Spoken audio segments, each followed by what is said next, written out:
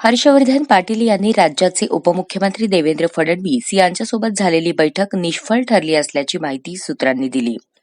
हर्षवर्धन पाटील यांनी शरद पवार यांच्या नेतृत्वातील राष्ट्रवादी काँग्रेसमध्ये प्रवेश करण्याच्या निर्णयावर शिक्कामोर्तब केले असल्याची माहिती सूत्रांनी दिली आहे. येत्या 2 दिवसात हर्षवर्धन पाटील आपला अधिकृत निर्णय जाहीर करणार आहेत. हर्षवर्धन पाटील तुतारीकडून इंदापूर विधानसभा मतदारसंघात निवडणूक लढवणार आहेत. या मतदारसंघातून अजित पवार गटाचे दत्ता भरणे आमदार आहेत. नुकत्याच पार पडलेल्या लोकसभा निवडणुकीत बारामती लोकसभा मतदारसंघात येत असलेल्या इंदापूर विधानसभा क्षेत्रात शरद पवार गटाच्या सुप्रिया सुळे यांना आघाडी मिळाली होती.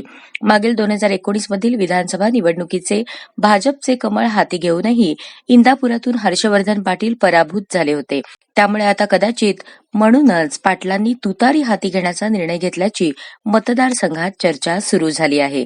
त्याशिवाय महायुतीमध्ये इंदापूरची जागा अजित पवार यांच्या राष्ट्रवादी काँग्रेसला मिळण्याची शक्यता आहे. विद्यमान आमदार दत्तात्रय भरणे यांना पुन्हा उमेदवारी मिळेल अशी चर्चा आहे.